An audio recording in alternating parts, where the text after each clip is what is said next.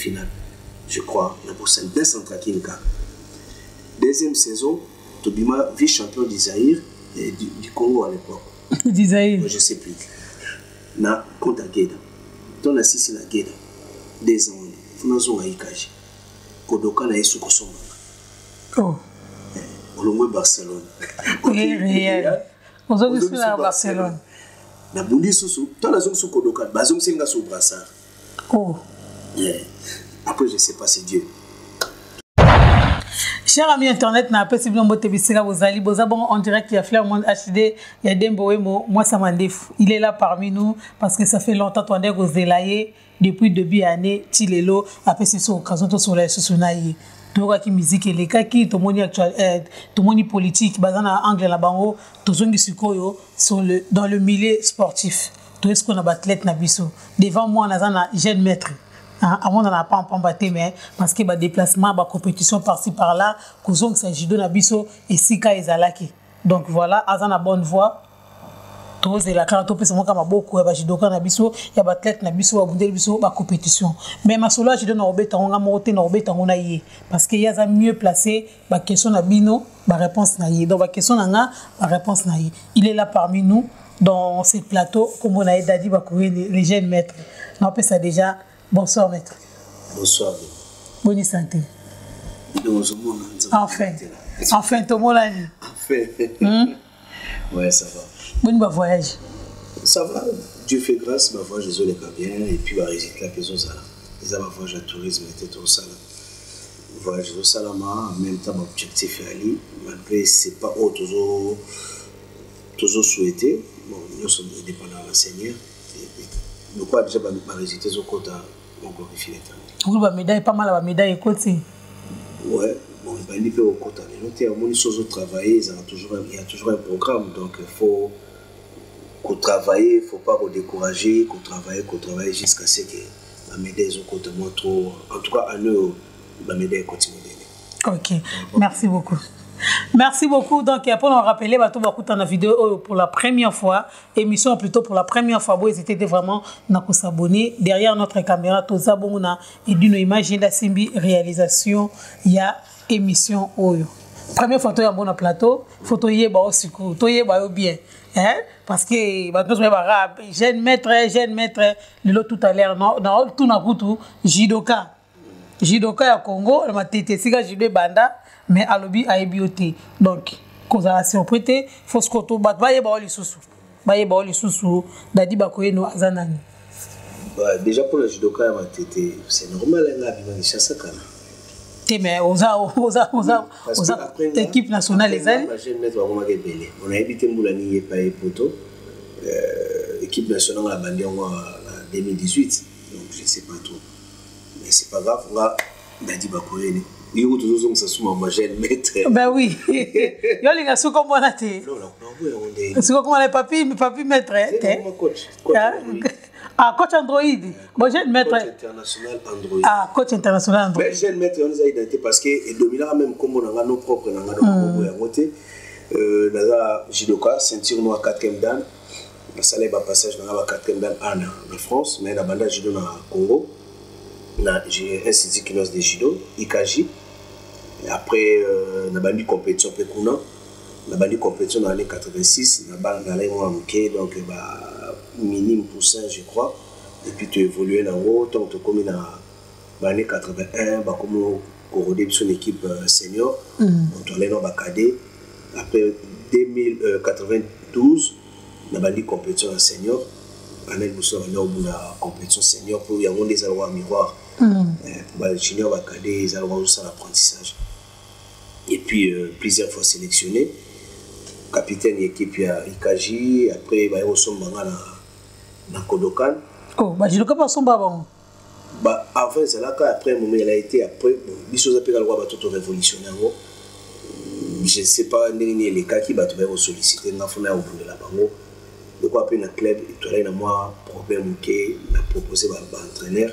Il a accepté pour toi moi bon c'est pas la peine tout le monde mais c'est aller dans le club il fallait qu'on maintenir un certain niveau il y a combo pour déjà moi on recommande qu'il y a ba collègue na yo au bozala quoi adversaire na bango bazo continuer tina ba finale ba demi finale bino ba kata surtout kata na mois avant et puis faut ça la effort individuel pour équilibrer niveau na yo et puis voilà tant on a que Kodokan elle est club où tagi balaki ensemble na Geda Jidoka Geda en fait balongwe ba yo ça la club na bango pour Geda bota ba club epelé ouais donc ba sali Kodokan et elle va mettre Machuba Lengole leader mon ami Far West à son nom maître 100 kg mon frère maître Dekinda à son nom et maître MK Kaloumi Eten maître Iseforce entraîneur la société zéro maître Muzungu Biko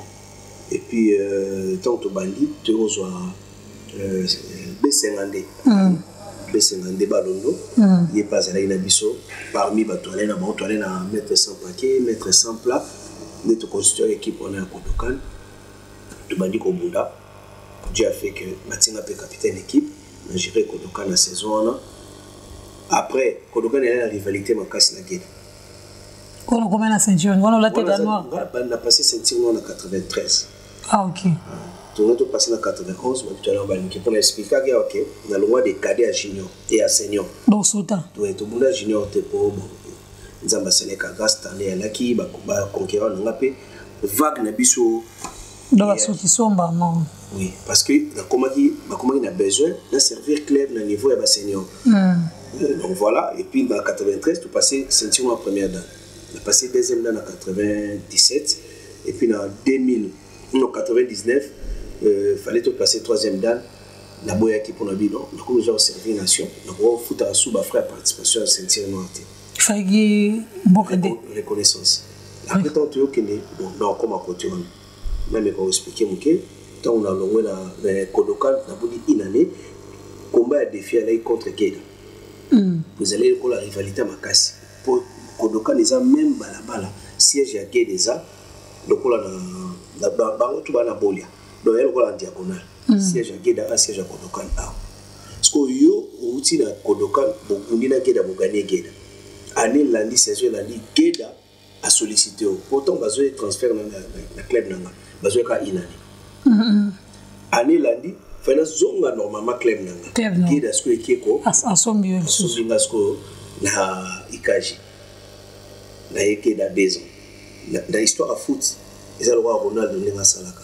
Ah ok. Colombo Barcelone, ok les Real. Dans la rivalité ils ont Barcelone. Déjà. Ouais. Ce que tu as équipe Geda, la Geda na là ba conquérant na direct. On a salé le temps na ikage to ba conquérant na ton épée Kodokan. Ba conquérant autobundé na bango pe. Kodokan Geda, il y avait déjà deux qui étaient au mena bango pe déjà. Ma collègue. Oh, mais ça, maintenant, on a fait très très fort, non? Mais par respect, de toute façon, je dois faire play. Mettre non, non. Conquérant direct, il doit nous donner la mini Benjamin.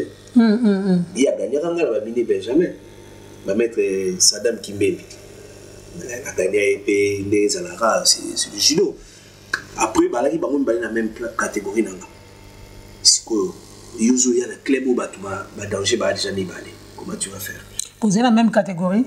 Oui. Mais club et lobby qui est bas sur manga pour avoir un plus. Mais ce qui est bien dans ma caméra, adversaire nanga, tu n'as jamais ennemi. Ah ok. Vous avez un ranking? Tant qu'on a les box, tout le monde voit 3 pour la place. Mais tu as une concurrence loyale. Ah ok. Vous avez une méritocratie. Après, quand ça la randonnée, vous avez un master, un palais, un jaloux, mais vous qui pété, on était vraiment, c'était une famille. Après, on va mettre un salaire il faut balancer pour tout soit moins espace. Soit on a un, non on a deux, ou non on a un, on a deux, qui met un, on a deux, donc tout le monde. Vous ça la rotation. Tout le monde ça la rotation. Et puis, on se peut te fouiller dans la quête 3. Et non, la quête 3, on a balancé des mois, mais gloire à Dieu. La troisième saison, la boule va tomber bien. La boule va tomber bien la saison. La première année, tout le monde a Kodokan, tout le monde a Kodokan, toujours été traité. Pour là, il y a une demi-finale contre Centraquin. L'individuel, la première personne a demi-finale. Mais la fin de saison, distribuer ba trophée ndenge za la kawa demi champion vice champion tout ça on va battre c'est un titre méritocratie en tant que meilleur athlète ya saison tant on était na Geda tout pour la je crois tout pour la finale ou demi-finale je crois na pour Saint Central Kinka deuxième saison Tobima vice champion d'Isaïr du Congo à l'époque d'Isaïr je sais plus na contre Geda tant on assiste na Geda 2 ans funazo ngaikaji kodoka na yesu kosoma olongwe Barcelone réel aujourd'hui sur la Barcelone na bundi susu to na zongu kodoka bazongu singa so brassard après je sais pas c'est Dieu to bundi kodoka saison là to pour la sur la finale parce que judo c'est un sport individuel mais tous en la compétition par équipe na compétition individuelle donc so celle de fort na individuel na par équipe faut ça peut faire na individuel mais par contre na ba individuel na gagné et on des contrats plus ou bien oui parce que bon on a catégorie na yo mais on gagne pas en équipe et ça peut honneur parce que vous travailler esprit d'équipe voilà Dieu benda denga belate et lui image gâté après saison est aussi là na Sonisco Ikaji Bosco ko libéré nga abino le bon quoi pe na super expérience à Libanda ouais c'est dans 5 ans déjà 4 ans parce que c'est une année une année encore ouais 4 ans oui à Bosco ko libéré d'abord bon ce qu'on a eu na expérience pour na zoaki na impact to gérer ce club na bandeko mettre oyo a sunganga makasi pour na zo niveau na zo pour ba club suzene elulanga à part au formanga maître Nicolas Massakara mais au penza a poussanga makasi maître Richard Nyangwile na maître Mbiye pour nga bando kuna ikaji na classement ya ba maître Richard Baobunda maître Mbiye donc on a na 1 na 2 Edouard na 3 Desi bien au selfie config déjà na 1 coup tout moto fiko ezalate pour waneza soit moi wale ki mo batike na première combat zanga c'est automatique moto lobaki na bela ok mais na bela répété na 2 Edouard na 3 Desi na 4 maître Mbiye na 5 maître Richard na 6 Masumbu na 7 Tanzi comprend classement là ou bien na 3 Diabo Kiangata bien que 4 zo ko batona jongler nengo et puis na rappelle moi histoire na année wana na bunda première saison na bunda mbamo komba makasi et on peut pesa nga impact to bunda Ikaji contre Saint-Paul est-ce que Saint-Paul ya wapi Saint-Paul ya classement ya premier combat maître Sato deuxième combat maître Suzuki on a maître Segoule baké Barcelone na maître Douglas troisième combat Mifune Katamba quatrième combat maître Boski donc on a des stars mais voilà ba paka ba yaya ba stars il y a danger ba adversaire ba maître Yanga cinquième combat maître Roba donc on s'en a déjà na tatami déjà au classement moko même na classement ba maître Bikoko donc on appelle moi tremblement mon robi qui était au tika mais ça nous zo la oyuzumi zo lokola na repli ça et là on star on doit vedette on a vedette quand on na ba superstar première compétition première fois on a compétition ba mi dans la bunda premier combat et doit nous quoi être titulaire ya boy à de qualité parce que le judo a système au rapport maître Chabib c'est pas grave bunda la bunda ce qu'on a maître Suzuki to petana na vie bien au kanga na mabeli na 40 minutes et 40 secondes ya fin combat parce que bakanise ka ke petit mo ba bien tabi minde ngwana ba obete rapide mais via complémentaire au compliqué na tatami denga ya blague est-ce qu'on a eu confiance maître est-ce qu'on va juger lui ndeka na bundi wana à toi Edouard au sacho soit aux en placement soit bundi deuxième combat premier combat faut d'aller bunda ndena ko comme titulaire na Ikaji voilà ça c'était juste pour nous rappeler après on a zone na Ikaji ce qu'on a aussi maître Richard pour la comparer qui peut système de travail autonomie na club na ndena kena Geda ndena kena Kodoka dans les 2 clubs on a 3 clubs on a travaillé dans l'équipe nationale on attend au bunda na déjà sélectionné Ok. La senior. Oui, c'est la sélection équipe nationale. Ah, ok. Pré-sélection en fait. Pour sélection, la saut. Où est la catégorie? Moins de 60 kg. Ah, ok. Super léger. Mais si on a décalé dans la compétition normale, on a comme mi-léger, des fois peu léger. Ce que on a aussi mettre, le petit que la saison, on a beaucoup na gérer. On a mon appel entraînement parce que il le quoi pour nous dire qu'on a besoin pour la compétition, on peut certainement peu de léger. Mais le quoi on a la chance na ton là qui est entraîné équipe nationale. Na pas qu'on a na IKJ, non travail. On a avantage. Mais jusqu'au travail on a soit qui na comico, restaurant, on a changer mon système. Il y a pour IKJ là institut. IKJ là moi programme et études puis moi mis. Mais sous ça j'ai la compétition, trop d'études, moi vous en la performance et il faut un temps, il y a études mais plus travail, bachai, yakusoko, nagekomi, uchikomi, et puis un peu travail physique, ou PPI, mais quand on est un peu physique, des saisons à mettre à permettre, on a un club, et puis on a le capitaine équipe, tout bondi, tout pour la finale contre ICAM. Mais la saison, on a le champion qui n'a mis chai, l'individuel, champion à Challenge Kiwa, champion à tournoi à 30 juin. Vice-champion de Kinshasa. Tenu sur vice-champion à par équipe. Parce que remise au salaire à mérite. Les saisons on va y avoir un point. Chaque combat Bobundi, elle est plein de registre appel. Bah comment va clé titulaire. Bah ça va point. Première journée, si vous gagnez un point 10 points. Vous gagnez la Wazar 7 points. Si vous pour là qui 0. Vous comprenez? La souka saison va totaliser par point. Les to bunda qui biso toi. La perception moyenne. T'es moyen, t'es posé sur boulot. Qui va additionner va calculer moyen. Si on gagne les cas là-bas point.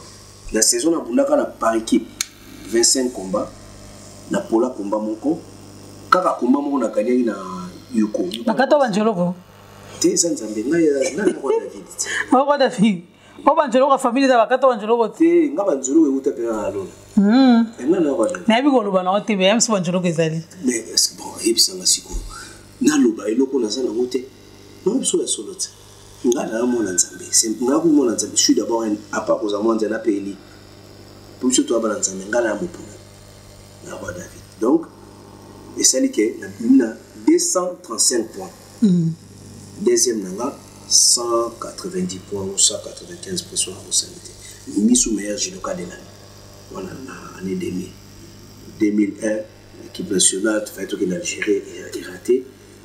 2002, tout ça, la compétition à Yaoundé, Lagos, tout ça, médaille à Lagos, tout ce qui est qui est le Boko, n'a pas tout Makalangi, journée elle a été là, Gigana qui est basé, Baboundé samedi basé la médaille, argent en bronze, n'a pas Nabundi dimanche n'a pas basé médaille, tout ce qui est tant tout comme en fait na kin compétition to bundaki na tournoi à Lagos wana.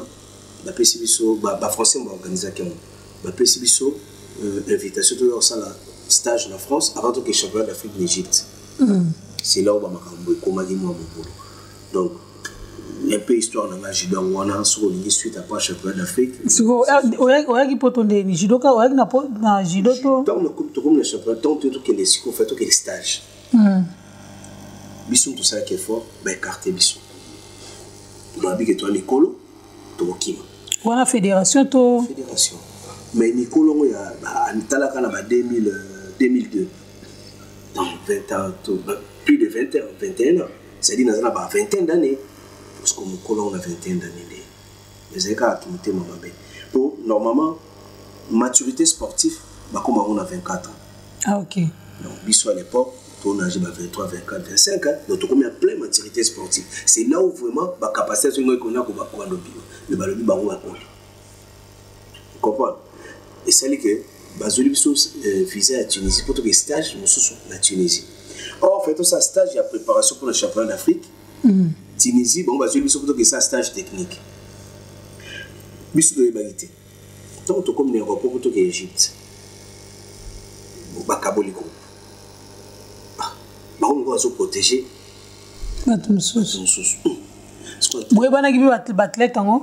Tout tu banaki tu bika ke biso tout ozo kende France parce que ba formulaire ya mambo babiloka sikesala kité to biso ka ba peut-être à part kaka jeune frère la Somoko il y a une sélection mais bazali na équipe régionale mais ba tsaki le quoi double na ngai bino tout aussi na ba formulaire ya ba photo na ba licence na bi ya équipe l'ambassade pour l'ambassade pour se présenter et ça délégation des OK et kenda bobika ke bozo visa bokende pour tout ça équipe so quoi bon maître Lepsosko ya Geda maître Tozum Talagi entraîneur national à Beninga na Giga c'est un frère Masoua toi tu gagner rapidement trop abi petit nanga bino boké pour tout surtout bino mbaye balingi bino donc voyez bien la fois je toque mais boké les Tunisie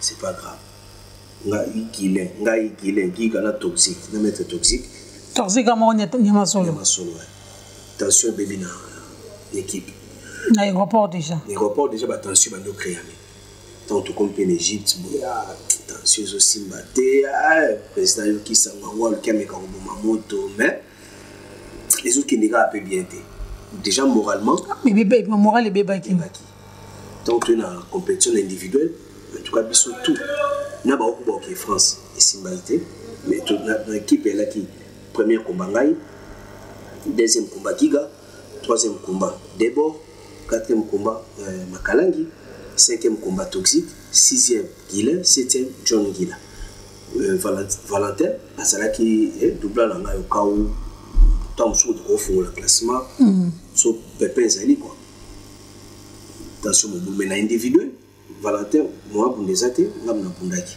en tout cas surtout et Simbalité pourquoi tant que dernière journée individuelle président lobby en tout cas image Boulaki c'est marathon mais ça pour autant nous on était moralement on n'était pas là on n'était plus là il fallait bâtir à Bino Bunda après ce ça on va saler après donc il fallait tout ce qu'on informer Bino informer Bino mettre la mission informée qui pour mon qui tout comment comprendre que ma baisse j'ai salué j'ai moi mais informer sur le denga ma bête mais est affecté biso il fallait nous lobby il fallait quand même azela to yebate siko président bibo sur ça ndingo na biso tout ozonga ki na bato fond ke poto to kedate voilà déjà tant attention bébé président va laisser pas le basco vérité pour aller na choix aïe ça nous bino bokende Tunisie bato poto tout ça parce que tant tout ça rien na individuel na beta biso tout bato poto to okete to bimisko na rien na bimisko bana mai Giga Guilin na bitala ndenge programme ezali to longwa kin to comme dimanche so babito zonga biso photo que Tunisie vendredi bango va comme kin dimanche mardi normalement vont la bango ezali pour asi basonga kipiye oza sur pena suite biso tout ozongi kin bango ba kolingo kende poto na mardi te donc bana mai tout se réveiller on va présenter condition par équipe tout ça quelque chose tout ça la choisir madame tout qui est Tunisie pour appeler l'Égypte de Tikala arabe à mon boulot anglais déjà compliqué madame pays francophone et facile so dialogue la motivé équipe bon c'est tu es ce qu'on a par équipe tu voulais premier combat contre Afrique du Sud tu gagnes Afrique du Sud 4-3 tu gagnes Soudan tu l'équipe tour suivant tu pour l'ana Sénégal pour le Sénégal 6-1 quand on a gagné. Ah ok. Tu es ce qu'on a finale à bronze dans l'Égypte. Mais pour combattre pour là qui est réduit. Ma calangue na individuel combat na les bossos ils m'ont choc. Quand on a bandé le combat, j'ai mis ça les mots. Aller na shot na par équipe andimi ko bunda na passionnant jeune. Car les bandés sous choc on est tombé. Ma calangue le reste ba combat moi bunda était tout bunda déjà. Sous effectif. Voilà. Giga a joué tant que finale il y a bronze et moi pour les athées. Nous avons déjà fait le classement là qui est la place à Giga Valentin Kouti. Contre Sénégal, mettre toxique mais être en gagaille. Ils ont un soutien ouais. Donc tu allais le voir la trouille des pour l'oxygène. Pour l'oxygène, faut matin. Il y a y a des athlètes. Donc, malgré tout le classement, tu as dit ça, tu as déjà 1-0. Tu as 5 années. Mais le président, prestation, il faut que tu malgré que le président. Il rassura qui est. Il rassura, il a eu plaisir. Bon, mon anecdote à manquer, le président Outou a devant ma collègue, devant le staff technique. Pour le président, il y a quand ma ça déjà. Ma voyage. Le président qui tourne un peu, ça me déplace à aller faire tout le respect. Mais le président, depuis la fédération, il y a parce que dans la team, les jeunes mettent élégante. Propre. Ma chérie Hollanda. Quand on les a ratés, bon, on qui va. Histoire, master, musicien, qui n'a pas staff, boîte, mais na tapis, makamusu. Bon, moi, j'ai na libanda tapis. Bon, t'as design quand. Design. Président P. Au lieu à côté de la réalité, il y a comme Landa déjà, ma collègue m'a dit que c'est diabolisé. Parce que ma cambo est en Égypte. Il y a beaucoup de choses. Il y a beaucoup de choses qui n'ont pas de n'a pas attaqué. Il y a déjà des trucs. Si on a calqué, tout le monde a dimanche. Il y a les 7 jours de la semaine. Mardi, voyage à Paris. Président, pour surtout lundi. Bino aux anapoto. T'es bon, on se vol mardi. C'est bon, ok. La présentation de Zogi qui est au côté de dossier lundi. On peut se viser sur attendre sur le traité de cela sur 48 heures pour le dossier Zalari déjà. Quand est-ce que pour vous avoir vol mardi? Au tête, ça la calme même au tika babo quoi. Mais le président là, sur la qui est poto, bah c'est quoi qui est en kimat? Non kimat. C'est quoi qui est utilisé là qui continue chez nous. Les habitants. Les habitants sont dans la Kanda. Qui réfléchit le temps pour se faire vol le temps. Il y a 10 heures, il y a vendredi. Beaucoup de système a dit bon, combien de une semaine, j'ai dit tout ce qui est. Le temps, maître Peter Ozon, directeur technique de l'Absou, tout qui est la chambre président, admis la formulaire, ou déjà la photo on a des signé à admis. Au Bakoni, c'est cas c'est bon tout qui. Le président qui est utilisé. Bâti moral à l'Ipamba. Tu voles comme la Tunisie. La Tunisie, tu connais pour tout ça, un stage technique. Pour tout dire ça, fort. Moral, elle est bien. Tu as un stage technique. Chance, elle est née. Arbitre, ou abandonné pour arbitrer, combat la mission par équipe. Azaï, président de la Fédération de Tunisie. Ah, ok. Parce que le combat, il y a un mingi arbitre qui a la marque. Ah, c'est pas là qui n'a pas. Tant que commune aéroport, délégation aux habitants, à Monisco, oh, nous, c'est une mélange. Parce que l'arbitre, Azali, il est président de la fédération, Azali, tous les jours, mais tout qui est directeur, il n'est pas ça la mise en place de la mission. Il y a un programme de place de vendre, de trouver, après, à la libre, il y a comme une abalu qui est l'émission. Pour y aller dans les poteaux, photopier de passeport. Après ça, on a fait la Tunisie pour l'année pour biso tranquille. Moni, mais au sein là que tout ce qu'il y a en Tunisie sans rien, combien de kilomètres sont là-bas? On est au bout en Égypte, toujours 0, tu veux que tu fait des missions sur la Tunisie, tu commences à utiliser kilomètres sur combien? $50, $50. Ce que vous voyez dans comme pas tout ça là presque 3 semaines avant que tout décide de tout tirer en Tunisie. Le passeport, la binoise, la bonne la binote. Ata bande bo mettre na nombo bozo onde. Galère et bande. Jido pesa le roi musique to beta concert. La misi giga, alors on va souster, giga pas bien pas on va souster. Donc si gabi ya on va là. Gile pas bien on. Toke na fédération de ça ba pression. Ba benga na poto mais libre. Ni pour le passeport ba auto pia ba parce que faut on monter. Le président a changé pour la vie, le passeport a payé sa vie sur le téléphone. Le président a payé sa vie sur le téléphone. Parce que normalement, il faut aller à l'OPI. Il y a un zone qui. Le président a utilisé le bon, pour il y a des difficultés, bon,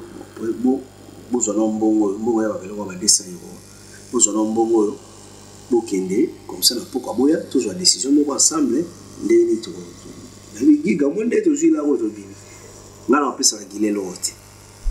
et puis, la pour les lobby.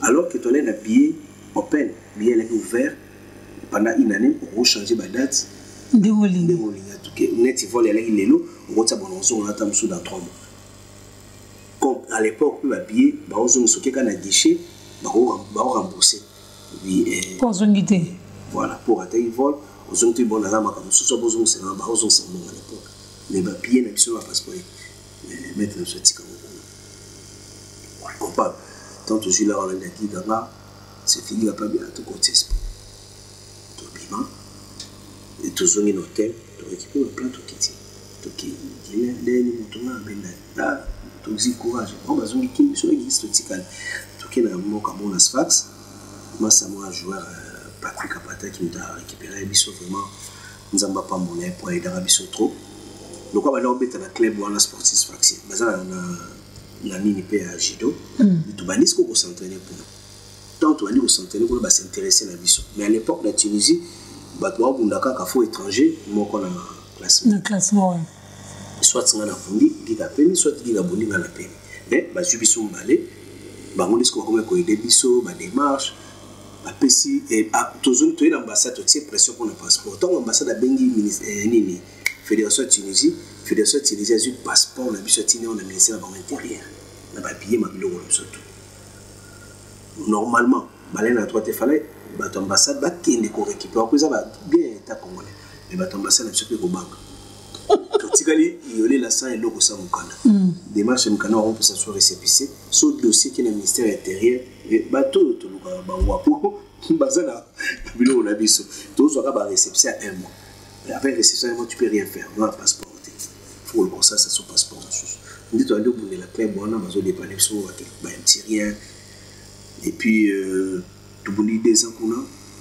Au moins, on est individuel, tu as par équipe. Tous les 2 saisons, tu as 2 fois vice-champion à Tunisie. Et puis, vice-champion à Coupe de Tunisie. Parce que dans Tunisie, le club, c'est ça, Espérance. L'Espérance, c'est la majorité de la judoka. Espérance, c'est la judoka à l'équipe nationale. Pour ça, club, nous allons président de la fédération avant si ça tant tout le monde des photos le président a proposé à prolonger ces jours-là mais qui est tournoi dans la ville le tournoi international est dans la source mais le quoi déjà nous tous en sous les insultes morales les actes et bébé déjà dans les toits robin dans la et puis voilà après on est à Paris. Voilà mon histoire. Est-ce que vous êtes na président? Président qui doit prendre le mois dit. Mais attends le mois qui mais est-ce que vous êtes vraiment Okutana? Okutana souhaité. Tu Okutana temps la Kendaga en 2011 tu Okutana vite fait fallait aller dans le bureau. Arubani. Tu toujours attention mais fallait toujours attention là. Mais je crois qu'il y a un jour photo sur la parce que le qu'on est tikalanga. Oui parce que ça choc.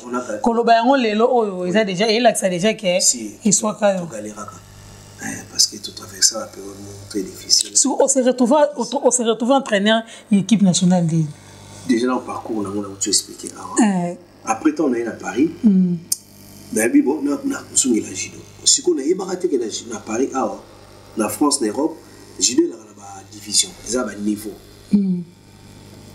niveau on a l'équipe nationale c'est normal on a niveau ya l'équipe judoka équipe nationale besoin d'un senior te aux années senior mais judoka équipe nationale jusqu'aux équipe le club la biso na kuta ya congolais et pour dans la 3e division comprendre on tout le champion d'Afrique tournoi na Tunisie na pour la 3e division voilà kuta club Ajikov le club mère ok yenda aboti ba ATT Ajikov club mère siko Ajikov va créer cellule Yabana ok mutalaki entraîneur maître Kapata s'occuper de bana le maître Kapata salisko et comme isko ATT ok sur la définition ATT ça relou mo ya enfant na kati maître Kapata quoi sali ATT mais nous ça Ajikov nous KNDP entraînement à ATT maître Kapata bazaba vraiment ba pionnier de judo Congo ne sali que de ozo combiner to maître Kapata kufi ATT nga kufa même maître Beng na maître Claude bango nde mutu bazwa ki ngo sikoyo bazwa ngo pour ba maintenir en renaissance na ba bengi biso to soutenir to comme isko ko tsa pona ATT pour l'équipe équilibre. Moni, nazaka licencié na Jikov, na pundela kana na Jikov, la pundeli plus a été. Ndé temps na ko s'entraîner, bon, l'entraînement peut la jour moko. Ah, maître Kolobi, maître Ndeni, ba combien zali, maître entraînement moko, maître Kaka. Tout le monde m'a posé na tapis à c'est. Et que ne peut boy. On a pesé moins de 81 kg, on a pesé 81 800 grammes. Bah, on a tolérance. T'es pas bon tolérance, on a obligé. Le roi c'est bien. Bon, ça va atteindre moins de 90 kg. La bouna a moins de 90 kg, championnat de Paris, bah, 3e. Ah, on a 4 combats. Et rassuré. Bon, rassuré, pour nous, c'est pas mon niveau moussous. Mais c'est le niveau que tu as club déjà. Donc, la bounelle a été des compétitions de moi. Après, moi, pour les zongi, qu'est-ce que le club a mis dans Vincennes? Dans Vincennes, peut-être tournoi Saint-Thibault. Et là, on contre le club de Bakamango. Tellement que le second mois, on a presque vétéran. Bakamango, ce club de Blameni, elle est Makasi. On va gagner tout le monde final là-bas. Pour la finale, Bakamango, ma belle, Batekanga. Si elle a bien, Kamango va aller là, pas qui même club. Si elle a bien, Mouto Bounala. Oh. Gaucher, Kangalo Boko, on a boué la boue. Ah, Bateka, Bandoki. Ah, pas qui est. Kamango, ma belle. Moi, j'étais Mike. Bon, Topolaka, c'est le judo. Tout le monde vice-champion, on a la Vincennes. Après la zone, on a continué au travail à Jikov. Mais à Jikov, on a révolutionné au Salama. Déjà, non, plus a été ce qu'on a en responsabilité. À mettre, non. Nous avons président à l'époque Bobo. Bobo a la société, il a été à mon anati. Tu as non, club est content pour la boîte. Tu as décidé. Tout ça, l'élection. L'élection, parti nous te bien président. Ngai secrétaire. La binga la ligne membre administration était dans le côté. On a plus côté technique. Mais quoi mettre Claude Moutala qui est responsable technique, habité. Zalaka secrétaire dans accompagner, mais il faut quand même jouer dans Makambo, il faut quand même la responsabilité. Donc réorganiser ce qu'on a été. Allez, tout ça, il peut fêter l'anniversaire, un 10e anniversaire a été. Et Aïe Bissou, Ngaï secrétaire, Batimo Teba trésorier, maître Ben, Bissou d'organisation. Mandat aussi, la binga na administration de la ligne, tout passe, binga besoin. Élection sous, la Kalanga s'est présenté, a gagné. Maître, nous avons besoin de notre responsabilité. Technique. Ce n'est pas mon truc. Bon, après technique, nous avons tendance à chaque fois de travailler avec la monnaie règle, ils ont naturel. Ok. Maintenant, la liste est bimi, il y a un programme de Makalangi. Entraîneur, Kamango. Entraîneur, Pagui. Il était technique. MK. Pas de problème. Or, par contre, tout ça, il a été à l'époque, quand on a pas dit la Blamini. Ouais. Jidoka Blamini. Ça, il n'a pas compétiteur. Donc, il a été, il n'a pas dit, il a erreur à niveau social, il parce que vous entraînez tous à la clette. Vous entraînez, il faut regard. C'est-à-dire, vous êtes contrôleur au salati. Il faut nous quitter. Pour qu'on nous donne. Bon, c'est pas grave. Vous entraînement, vous pouvez dire tu t'entraînes. Parce que c'est le judo. Judo, c'est un numéro pour l'armée. Vous entraînement, comme on m'a c'était comme ça. Respect. Si vous avez salati, à Jikov, comme le moment où ça là, élection. Ça, l'élection, l'eau, il y a mis président. Maître Angem Talaki, entraîneur principal à Jikov. Il y a vendu tout le monde. Il y a eu la diverse saison, la mission est en licence. Maître Angem Bengaï. Là, j'ai maître bien maître. Est-ce que vous soulevez le président? L'habité, bien parce qu'il a proposé que vous allez entraîneur adjoint dans le club. Ah, ok, c'est intéressant. Et c'est le Oyo, parce qu'il a été na senga kiango senga kité ba tunenga rôle na lina jouer na loike côté technique fonction na lingi ya côté technique na zoité mais Ajikov ba proposer ba peso avantage wana voilà na keisi après Lyonza ben habité toi parce que Lyonza c'est vraiment un frère master tout tangana na ba télé tout ça abi pour yebi quand même capacité abi non nous a conseillé dans la privé mais tout aux appelé entraîneur adjoint au s'occupe compétiteur va mettre en principal qui parmi les membres ah ok ça il est bien tout bandi la réunit ce qu'on va qui n'a pas sous ton nom, ça n'a pas Sibor, Bigis, Albert, on a constitué équipe. On a dit ça n'a plus de compétition parce que vague a été comment on a mis la compétition à Jikov alors vous l'avez dit. Et ça qui manque à l'athlète, c'est ça? Dans Jikov, rigueur peut-être ou suivi. Ah ok. Ou motivation parce que Sibor va aller bon. Dans un cas, moi, coup de pouce, moi. Voilà, ce que Bango peut tous les mettre vraiment beaucoup de créer stratégie, tout ça, moi, l'arme de côté pour et tout s'organiser pour la compétition. Dès ce que tu vas dire qu'on restructurer à Jikov, côté compétition, nous avons s'en suivre. Qui va tourner là-bas, dans la Belgique, il est beaucoup à notre service au point, dans la Belgique, le côté de la médaille fort. Après, il faut faire découvrir un jeune Kalonji, mon fils Kalonji. Azaï Jidoka à Villemont, mais à son service au point. Il avait 17 ans à peine. J'ai tourné au Kénépé à Jikov. Et Nini à Jikov, Azoya, pour la salle à suivi, tourné qui va compléter la Belgique, va compléter le Souba. Et on va arriver que photo Paris-Bercy en 2018. Voilà, grâce Slam, c'est ça? Grâce Slam à Paris-Bercy. Biggie Sabenga, ah, maître, Nini, Paris-Bercy, Bunda, ah, puis toi, on va athlète.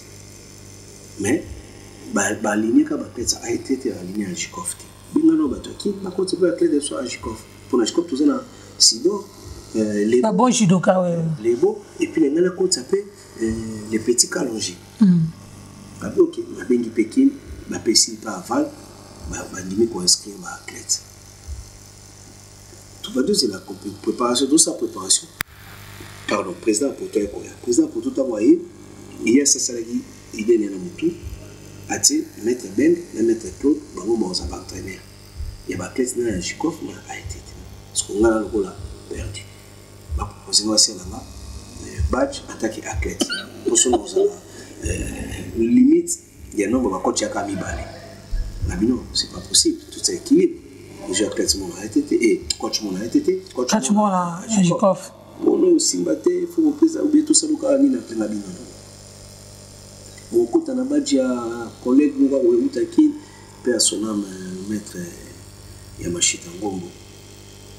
Nabiti ngana ko ndinga toujours appelé tout ça va appelé ndinga normal rétro parce que famille appelé normal na kota na badge athlète après les athlètes basana ba otala ngai na ju badge ya collègue mon alati kuna ke le coach je ne fais pas ah moi discussion là il a bien non je le fais magwiti na poto je ne ferai pas mais ma discussion là pour voilà apoto la vice-président parce que président et moi fédération a écoyé à Bercy tant on est na Bercy on va s'arranger, mettre Mike à l'obéquet, va écarter Bissot pour toi on va diplôme. Ah, éclairement attention, on a bien dit, si bon, on va coacher Bino pour soutenir Bercy pour écarter là, mais Bino ah mettre ce que vous avez un peu d'enquête. Tout cela, mais libre. Il est beau, va mettre ce que vous avez un peu. Il est beau car moi on dégoûte ya CD. Ah ok. Ah mettre ce que vous avez un peu d'enquête. La bien calme, j'ai bien calme, situation ça le rôle a prometté que déjà relancé Bunda c'est pas grave. Les petits calmes, je l'avais 17 ans. On les battait dans la catégorie, il battait moins de 90 kg. Alors qu'elle est à moins de 81 kg. Battait à moins de 90 kg. Babin Nabato a été pour l'inscription et compréhension. Vous pouvez vous la société va se retirer. Tu vas entraîner bon. Na Kalonji, na Cédric et Belgique. On va représenter la société. Ah, Cédric veut caler? Cédric Calais. Cédric vous avez la cala pour la sélection. Avant de nous gérer. Ah, bon, compétition civile et l'équipe est compréhensionnelle. Tu mets une émission, mais quand tu es un entraînement dans Jikov, là, nous, ça pas entraînement, tu as un président d'eau à un entraînement. Ah, après entraînement, il y a besoin de tout devant le président, au nom des années, tout ça, moi, structure, mais il faut entraîner, moi, accompagner à son gros et accompagner parce que dans 2 semaines, tourner à Düsseldorf. Et puis, il n'y a pas de problème. Oui, moi, je crois que c'est là, mais les bonnes merci, c'est là, après, on a ce qu'on met, après, c'est là, tu peux préparer Düsseldorf, ok, les beaux, Cédric, na Kalonji. L'histoire, il va y a à Düsseldorf. Donc, après, combat, on a sa formation. Après, tant que tu bondis dans Düsseldorf, quand j'allais junior, on lancé déjà pour aller quand on est toute sa campagne olympique. Après, on a une expérience. Après, tu as les Bujumbura championnat d'Afrique junior. Quand on joue, tu as la veille à combat. Dans changement à temps pour la Bujumbura atteindre trop lourd, monte à l'Emakasi. Et ça dans la période de mars. Et ça qui est bien la première combat il y a 100 des cas donc elle a gagné pour le combat à 9 minutes contre Égyptien. A gagné encore des scores à 9 minutes. Énergie qui est mais n'a à maîtriser le combat à 100 qui n'a pas toilette donc elle est dans la banque comme on prière la lit baby tout quatre maintenant on a combien d'énergie à perdre. Chance va repêcher après la carte de finale va repêcher a gagné après le Marocain a gagné Sénégalais à qu'est-ce qu'au final la bronze la finale la bronze a perdu dans Algérie va passer des sanctions pénalité moi à Pauline là bon ça va c'est pas grave mais quand même ça va tu continues tu aller sur la compétition na ba lebo na ba c'était la commission officielle officiellement contre na bon comme coach équipe nationale première compétition à Salaba pour la Bisserdorf na édition on a champion du monde ONU OK Suko Maxolo ya Marie Boiser Brazer tant toujours Bunda Marie Brazer à Allemagne a allé voir troisième équipe na bango Allemagne elle a besoin de qualification aux Jeux olympiques a sollicité l'habitude canon a utilisé qui s'est retrouvé dans le Congo par président de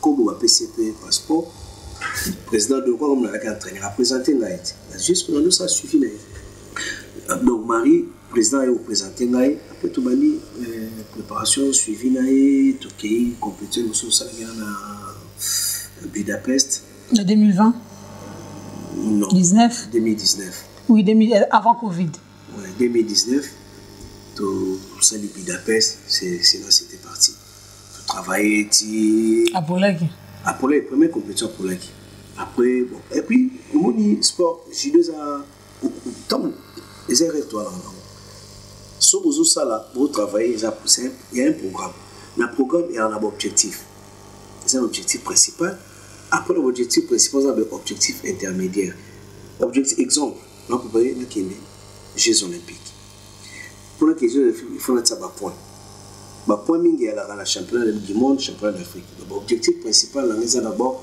Jeux olympiques et puis championnat d'Afrique parce que pour ça un niveau il y a organisé championnat d'Afrique ou championnat du monde il faut ça ba compétition sur ba open et on peut ça un peu bas point pour objectif dans la finale les Jeux olympiques donc ba compétition dans ça là ils ont coûté ça bas point sur yote programme na athlète na yo aujourd'hui là il faut pour ça la bilan c'est-à-dire qu'on pour là et qu'on servir pour travailler pour l'objet. Oui, améliorer. C'est ça. Pour l'athlète, c'est ça qui a été sur une non. Personne n'a fait donner ma chance tant qu'on a dit ah foufou, voilà, boy. So vous avez danger. Dans l'équipe allemande, pour les tous les critiques. Congolais, c'est un de l'autre. On a la vision aussi. Dans mon avis, le potentiel est un faut exploiter. Allez. Opportunité au monde en bas. Dans la même en Afrique, Sud-Africain, il y a des papa avant combat, on a vu vidéo, on a montré la style, aussi même au Canada, on comprend. Donc, il y a au Cameroun, il y a au Sénégal, à Bolavi, champion d'Afrique, en demi-finale. Si vous avez gagné, si vous avez gagné, comment la Ligue a beau été? Voilà, c'est ça, Gabonais, demi-finale et aux Algériens, champion à titre, catégorie là-bas. Maya Bolay. Finale contre Sud-Africaine, à la médaille de bronze. Mais Sud-Africaine a circulé sur le souk à combat. Tu es bien la salle à Rai Goshi, à Binis et Sotomo et Nagemoko. En tout cas, la plan, il y a combat, il y a l'alité. Combat est vraiment équilibré, il y a Makassa, à Wazari, Maria Poli, à Bini, deuxième, Open de Dakar. C'est là c'est parti, ça commence à avoir un résultat, Malin Betty, tu es qui est dans Open de Yaoundé, en 2020. En 2020, Maria Bini champion Open de Yaoundé. Tout de suite après, championnat d'Afrique qui est à l'Aki. ngasko ba yo longo na ngai balongo le sous et ba longo nga ba tisi ko Roumain non attends na Marie voilà bien que Roumain il a pas fait le travail avec Marie pour tout mutu bunda ayeba ki même pas à un niveau ni ayeba ki oui parce qu'il y avait déjà un travail en amour oui ça la met pour tout mutu bunda champion d'Afrique une marche à suivre de Yaoundé tout de suite champion d'Afrique Marie qui est champion d'Afrique il y a pour lui ko ba baye pe vraiment t'es pour été la champion d'Afrique elle a mis son 2 ans mais à l'omoi na Congo pour basola qui sont était na bateau ba comment qui en place pour Mambongo je crois Mambongo na ba comportement tout ça après voilà saison de Bali tant on est aux opportunités donc soleil n'a du coach avec tout le respect donc on rassure à côté trop de déception il y a comme vous venez Guinée donc voilà un peu l'histoire de Marie après tant on va continuer au travail là Marie, Cédric, Lemo, Marie, c'est quoi qualification olympique par rapport à la compétition de la boulette, ça va pour ébélé. Le programme de Sahel qui. Voilà. Et pour puis qualification olympique, il y a la qualification directe. Faut la catégorie Nabino. Faut parmi les 18. À part voilà, ceux qui aux autres ça va point ébélé. Vous avez ils ont un quota batsaka dans pays Afrique, dans pays Oyo, ils ont trop développé et dans continuer ils ont trop développé. Bazala ba difficulté financière quota mon ça quand même et ça limité je crois 15 pour na équilibrer bino pour la mon nombre de représentatifs OK si on a 15 wana et ceux qui ba athlètes na yo baza ko se retrouver na 4 ya 15 wana bango baza peut qualifier continental donc à part qualification directe qualification mususu ya ya continental ya mais baza ka mo wana so baza ka mo ko na pays mais na oyo ba point beaucoup de 14 chacun la catégorie soit oui bon ça bien nous tous a qualifié donc en ce moment toujours travailler et ça na deux ou ça non ba 3 ba on presque tout ba na ba point mais quoi l'équipe na ba point ça déjà na qualification continentale et ça Dasso na Cédric ba on ba mais ba so ka moko mais Dasso même ta l'équipe na ba point. OK.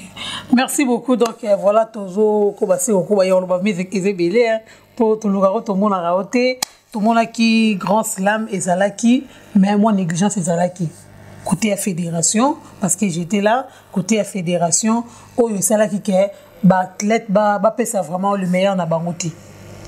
C'était dû à quoi? C'était dû à déjà to ba moyen moni même c'est objectif là quand ebele Jeux olympiques de l'Euro, championnat d'Afrique, c'est les très très haut niveau. Non, championnat du monde, c'est les très très haut niveau. Parce qu'il y a les meilleurs du monde à Kobunda, oui. Si on a les meilleurs, il y a le monde, il y a des moyens, il y a des infrastructures, il y a tout ce qu'il faut pour athlètes à un niveau bien. Dissous Basalaka, mais nous sommes là, judo. Dissous Basalaka, judo, ils ont en charge dans le pays là-bas. Mais Bissot, ils ont qui les a la poto. L'athlète même surtout net c'est même plus na poto. Ça va responsable. Faut foutre à parler. Moi il est tout vivant quand. So sanité on fout à parler. On damité on la tête. Parce qu'on s'en est. Tant oyo yozo ke lukabulo adversaire français, américain, belge. Anasal. Bango baza na tanyo sur entraînement. Et il fait que ça. Ils font que ça. Vous comprenez?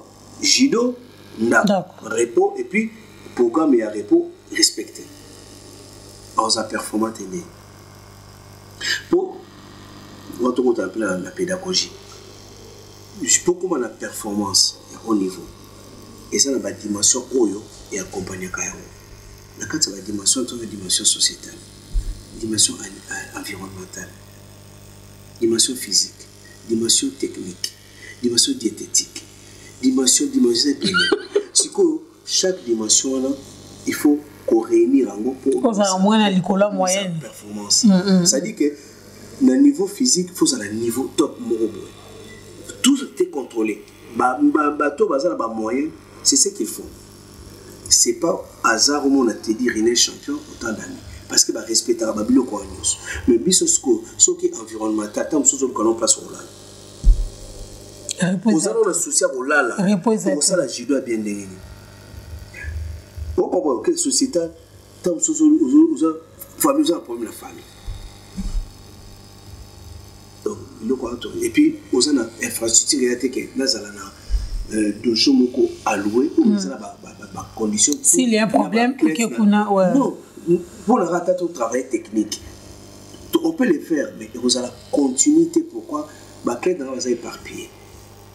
Mais ça aura plus de travail à distance que sur le terrain. Sur place. Sur place, c'est la sobaye, na accompagner des bango et puis nous corriger ma faille. Mais nous avons créé journée moko pour notre travail pour corriger mes rêves ou bien stage. Mais un athlète, au moins nous avons champion des Jeux Olympiques, nous avons une qualification. Nous préparons il y a 4 ans. Tant aux Jeux Olympiques ici la première compétition, nous comptons déjà ma point. Ce que nous avons vu sur la communauté, nous comptons ma point l'année. Mais pour les Jeux Olympiques, l'année passée.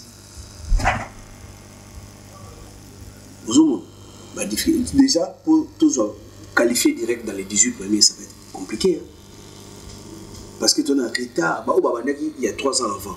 Il y a un point belé. Le plus important, c'est qu'on rattrape. Nous avons rattrapé, il faut qu'on a double, taux triple. Voilà, ce qu'on a Bercy, déjà ça très haut niveau, déjà la compétition est découverte. En cas citron, il n'y a pas moyen, il n'y avait pas. Parce que tout ça, a un problème. Du judo, il y a un problème, c'est qu'il y a une coordination en place pour gérer nos campagnes. Coordination, il fait avec ses moyens. Nous, il y a un bocaté.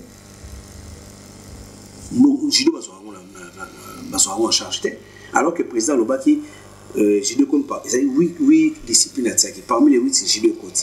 Mais depuis que vous dites, le déplacement, tout le monde dans la salle, c'est la coordination. Le déplacement, tout le monde c'est la coordination. Tu sacrifies ton boulot, ta famille, ok, compétition, bah foutre le bilan, foutre l'accréditation, retour aux autres, on a plaisir à m'aider, sauf que m'aider c'est tristesse, parce que. Bon, ce que le ministère du sport a ça là. Le ministère du sport, on dit un ministère du football. Est-ce que le ministère tout sur la main pénalité? Tu as habité? Il y a un domaine. Il y a un kati. Il y a un yoka. Ne pas ça ba yoka ba Hollanda. Ce que tu y ministère du sport a ça là. Des arabes. Mais entre sport, ça fait longtemps. Est-ce que des yomo le ministère qui parle en football? Moi, basket, bakisi handball pour ani handball pour président comité olympique Kaza, président fédération handball. Tu as un avantage les. Est-ce que vous appelez le sport individuel, basé en charge? Qui va jouer comme le basket, qui coule les l'équipe. Basket, tout balela. Na sui Rwanda, sui Webake Beta, balali bien tout ça. Il y a un football, baleli, qui m'a comment passe. Bah, on va aller là. Football. Aller là rater. Ah, on s'en va être pas parler. Balé là-bas. Balé là rater. Mais bien qui coule l'équipe, hein? Football balé là, ils ont pas bassi. Qui n'a pas comment bagarrer là. Mais après on a depuis béton il y a justement, pourquoi couler les causes la judo? En plus, vous avez partout. Au moins, à Guéda, à Paris, à Belgique, il y a judoka. Il y a Wapi, il y a Boé, il y a Guéda, il y a Matete, il y a Boé, il y a judoka. Bon, tu as vu le sérieux. Sérieux, les alliés, beaucoup c'est pas moyen. Tu sais qu'on est diminué, mais il y a qui? Oui, parce qu'on a essayé d'encadrer les choses. Donc, si moi je le fais parce que vous avez mon accompagnement, comment imaginez-vous? Football, les obéta, qualification à Cannes. J'ai participé à Cannes. Cannes était le championnat d'Afrique, il y a judo. Mais judo a juste 0. Il y a frère à l'État congolais. Football, j'ai tout ce qu'il fallait. Et après, puis on surpris. Du coup, on président à Ottawa. Est-ce que vous comprenez? Si, non, je comprends. Le judo, ça nous a abandonné. Et on a dit, est-ce que le ministère du sport, il y a sport? Tout ça, le ministère, il y a football. Tout ça, la francophonie. Football, la francophonie. Première tour ballon. Vous savez combien de médailles judo contre la francophonie? Vous savez combien de médailles lutte contre la francophonie? On est où? Kimono et Rassima. En plus, kimono, il y a un kimono. On a même un kimono. kimono comme un assima. Il fallait d'abord il y avait un programme. Pourquoi bien qu'on a vu que maintenant il va imaginer. Imagine voilà kimono te. Non, on peut gagner la mi tout la vie. Oh, il y a un assistant. C'est que faut comme assistante. Là nous attendons poste kuna. Parce qu'on n'était pas pris en charge. Il fallait coordonnateur Nabiso, maître Nicole Yanza. En tout cas, merci pour la mutabon la judo. Nous sommes les judo les lois Congo et rayonné grâce à Bato. Parce qu'on s'en passe année belé entreprise année belé à Congo la barossa et l'homme. Grâce à Patrick Kala, grâce à Alechibo, grâce à Atos, Ben, Junior, Bandeko nous avons la coordination. Grâce à Befort, le staff technique. Nous avons Befort au judo, nous avons une médaille et chaque compétition, on parle de judo congolaise. Toujours raté ma médaille. Parce qu'il y a l'amour, il y a la volonté et le monsieur il fait des efforts pour donner à ça des fois il y a créé un sponsor au système de management avant la judo Congo et la guité. Est-ce que c'était un bon ou dans le ministère et ce qui est pas bon les bango et c'est transformé le rôle là vous avez une compétition beaucoup dit ordre de mission du ministère a vérifié approuvé a signé ordre de mission qui est là budget parce que la judo pour tout ce qui compte et bimarati nous ce que bina et bimario et bandine. Et puis, bima, suivi faut ça. Ma condamnation nous doit ça suivi. Pour ça suivi, il faut appeler ça un ordre de mission signé par le ministre. Si vous bima raté, il y a un siko. Nga netinga, kubataka excellence Kaboul, la CP la danger. La CP là était pas un technicien. La CP là pour y aller siège. Ah, il m'a sport. Il y a sport. Il y a domaine. Mais il est déçu. Très déçu. Vous imaginez le ministre à la poto à mon athlète, à mon sportif. Le club était éparpillé sur mon avis.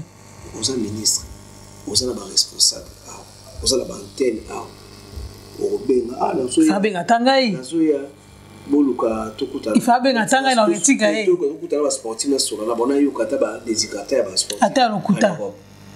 Il n'a pas fait. Il n'a pas fait. Je comprends. Même plaît en Wezonga. Mais attendez. Est-ce que vraiment la qui pour sur le ministre il y a avenir, il y a jeunesse, il y a bon. Pour nous avoir un bon côté. Peut-être il y a bon monde pour la bonne parce que on va est-ce collègue sportif ou toi la poto. Donc il peut pas ministre pour tout singing bon. Ah non. Francophonie tu comptes ça 3 médailles. Non, la 4 parce que après dans ce moment vous n'avez pas. Pays organisateur compte 4 médailles ils ont mouqué. Mais pourquoi vous allez moquer? Il faut vous féliciter. Vous savez combien d'athlètes va perdre la finale à France? 5. C'est un bilan. Et francophonie, ça, la compétition, si ma palette. Il y avait des Canadiens, il y avait des Français. Tous les athlètes à bêta français dans la quart de finale. Les Libanais, les Marocains, les Algériens, il y avait des pays à casse. C'est à féliciter pour le football. Il y a gagné combien de matchs? 0 match. Mais ils sont toujours à l'honneur. On a contre les footballeurs. Mais c'est quand même l'injustice professionnelle. Ils ont ça là à l'AINI en fait. L'injustice sur l'équipe, il faut pas corriger. Mais si vous avez besoin de résultats, mais donnez aussi les moyens. Si vous voulez le athlète ni balé ni ça, tu as une chance de qualification. Accompagnez ça. Je suis ça. C'est un bon. Les jeunes maîtres. Cordon. Cordon, on appelle la billet cordon. Tout on appelle la billet. D'ailleurs, vous du cordon, la biso, on aussi dans la banane Lukunga. Va voter massivement. Parce que. Cordon Nicole Yanza. Ah, Nicole Yanza. Ah, les cordons. Ah, la moni affiché. Bana, il y a Lukunga. Bana Lukunga. Va voter. Pourquoi? Parce que c'est la nouvelle classe politique et le monsieur. Ah, il était pour l'avenir à la jeune, oui. Il y a des jeunes et puis des sportifs. Ah. Pour eux, il y a celle dans judo. On a la zone judo, ça fait des années. Il y a moyen de déranger ma sensibilité. C'est mon avis. Parce que des fois, vie à battre. Mal compréhension. On a vécu dans le judo dans le Congo, jamais vu ce que le monsieur fait. Ce qu'il a commis, c'est le management, on manage bien dans le Congo. Et puis, dans Kitambo. Ah, ok. Surtout la Kita. Voilà mon tiki, donc voilà. Provincial. Tout ça est vraiment Nico Lianza. Tout ça est vraiment donc tu soutenir yo. Tu as rejeté na biso déjà.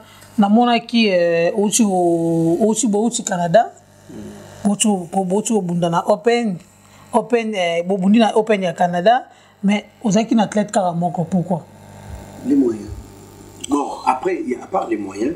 Dans le lobby, tout ça na judoka na France, tout ça na judo na Canada, est-ce que judoka congolais bazate? Si. Parce que na bibi déjà il y a mazakuna. Temtanga bunda Rodrigue mutala qui aligné à sa bunda Rodrigue Koukou. Oui, Rodrigue Koukou azali champion ma capé à bazakuna. Il y a bazali mais tout ce qui na programme parce que zali na toujours contact na été. Mais Rodrigue il faut bien arrêter. Non, le problème c'est qu'il y a un suivi. Que Dieu suive le nom bien que toi qui est de Canada, tu as besoin d'athlètes. Rodrigue, tout ça toujours en contact, ma image n'est pas compétition d'entraînement, sauf que on avait Azaï blessé.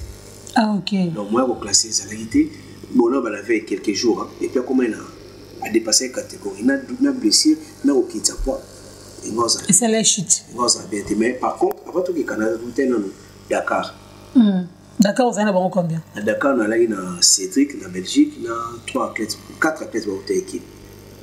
Dasso, Evoloko, Bamba. Non, 3 athlètes. À Dakar, vous avez chance, tout ça, les médailles Evoloko pour la finale à bronze. Dasso pour la repêchage. Bamba est la première participation. Cédric. Cédric, la salle est argent. Ah, quand même.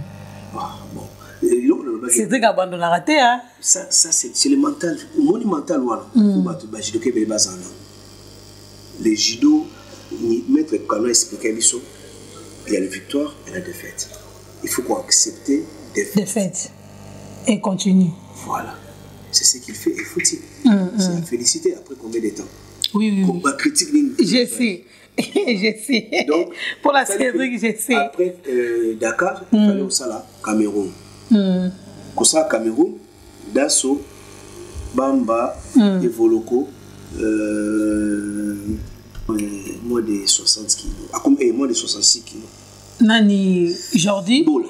Ah, Bola, oui. Bola, balé, bon, balé, na Bamba, moins de 60 kilos. On a qui Cameroun, on a des thèmes, mettre Pija, on a qui Canada, la Clément, pour les récupérer votre école. Dans le Canada, nous avons passé les grâces, toujours médaille de bronze.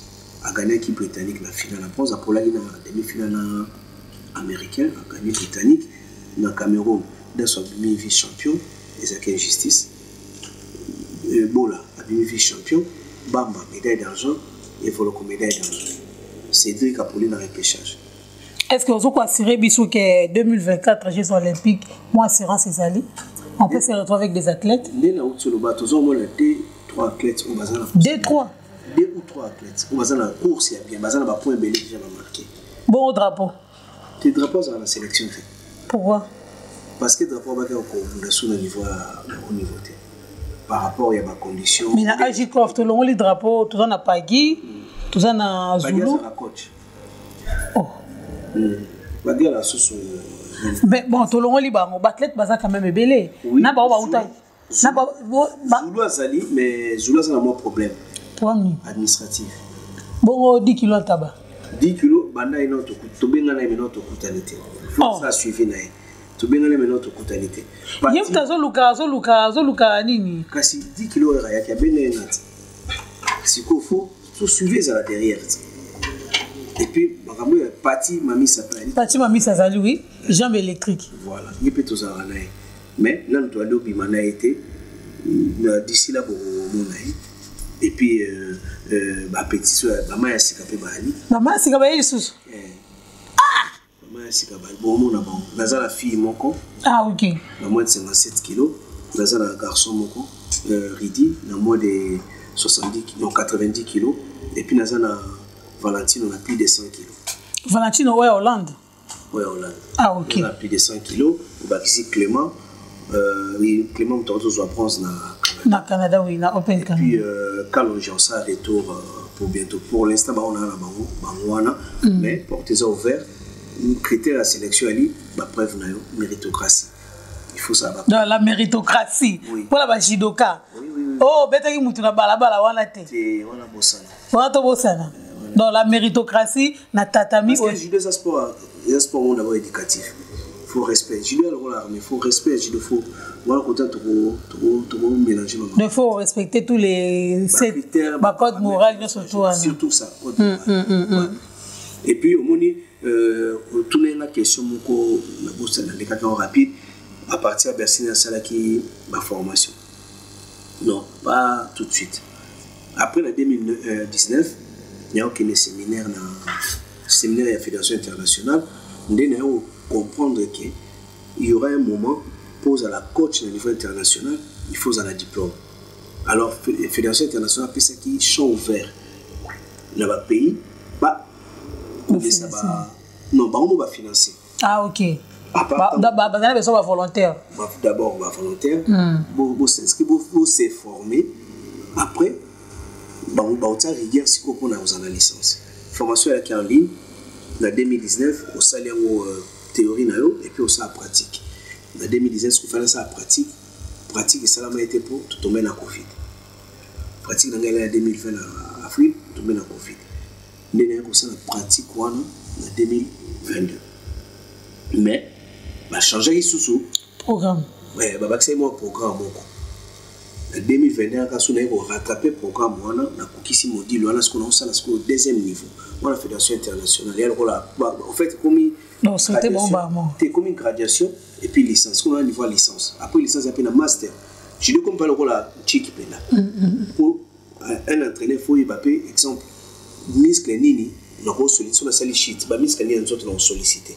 Et vous permettre aux anaïdés, au cas où je dois dans un choc, on va peine on va aider, il y a fonction la l'état batoya ka oui ba makambo ya nutrition pour le repère de ma poids ba biloko nyonso programme il y a préparation programmation d'entraînement planification ba biloko nyonso ils ont un chic pour les gens voir qui vous allez bon ça des au travail et après licence est comme obligatoire d'ici là. Je crois peut-être l'année. Donc, on sauter bon bah moi. Voilà pour la saison déjà, la sauter déjà calme. Non, on tire donc quand comme on moulay hein? Qui n'a pas de droit de bakali la guichette ça. Et quand comme moi moulay. Non, tout qui non bon côté. Tu tout qui non bongo. Bon bah qui non bongo. Pour ça que la bonde. Tout qui non bongo. Bon bah yo qui soni, te bon surtout ka soni. Ben non. Grâce à Nzamba Salaki, l'opportunité on peut te saisir en haut. À part on a en France, pour nous entraîner, faut un diplôme. On comprend la norme, mais il faut un diplôme pour l'entraîneur.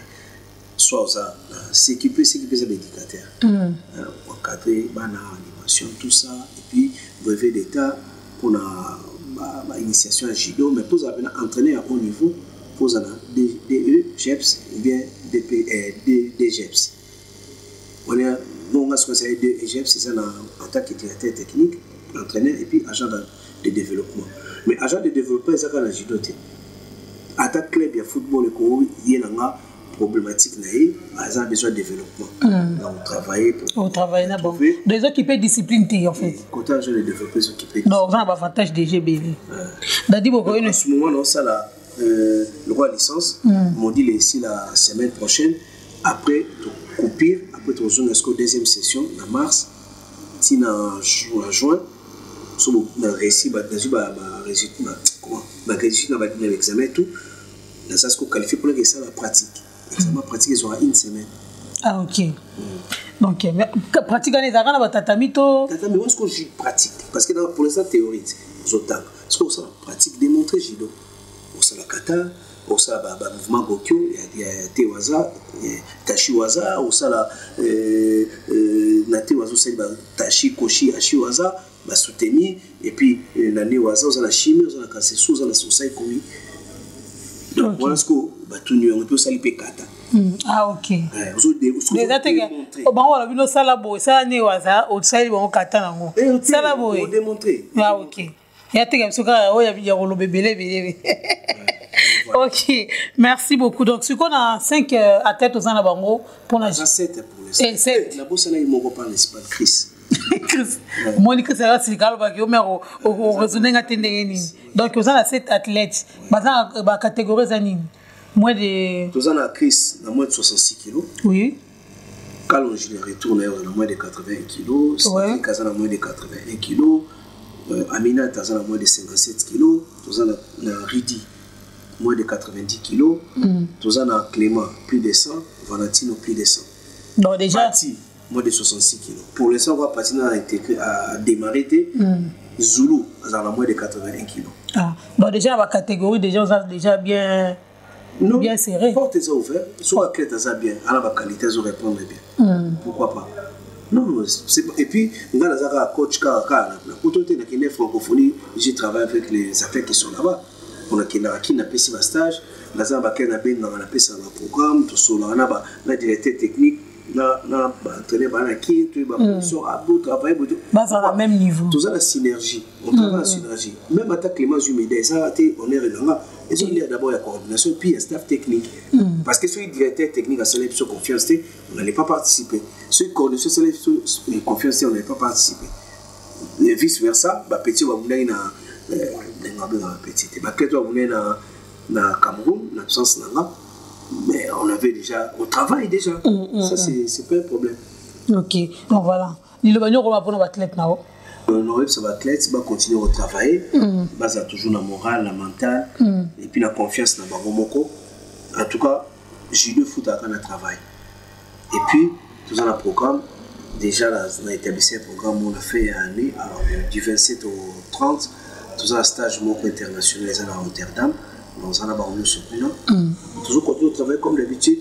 Après, début de la saison, tout ça, on a compétition, Lisbonne, Bercy, tournoi de tennis, Alger, la compétition, c'est les belles petits, tout ça, le championnat d'Afrique dans le mois d'avril. Le championnat d'Afrique est vraiment déterminé.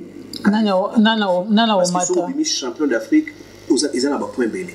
Tout vis, tout bronze. Et quand ça va point belé. Donc à partir de là, on est vraiment trop déterminé. Vraiment, il y a ah ok, merci beaucoup. Donc tu as sur l'émission la biso bambo te sur les ali. Mais bi que baba jidoka ba ozela. Ba ozela belé mais bamba bango kaka. Na bi ko za musicien te mais bamba bango kaka. Oya oya la mutu o paillete. Pour me sater. En tout cas. Bon, déjà coordination nationale staff technique tout, ba collègue tout, azakuna maître Toya, Detel Pija.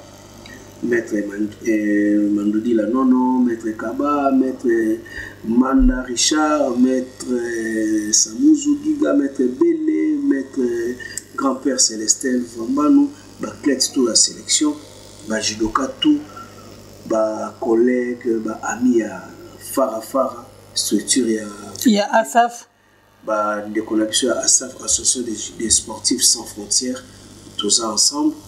Vraiment, Judoka en Europe, il y a ATT, il y a Agicor, Judoka à Bruxelles, Judoka à Londres, on est ensemble. Il y a Canada P, donc. Canada P dans l'Aina Barou, Judoka partout aux alliés, en tout cas, remerciement particulier à moi, c'est déjà pour ceux qui ont évolué à Boïté, tout comme ça, les choses, moi, ça bien.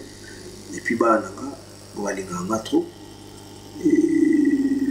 Famille Bakoye no Mobimba.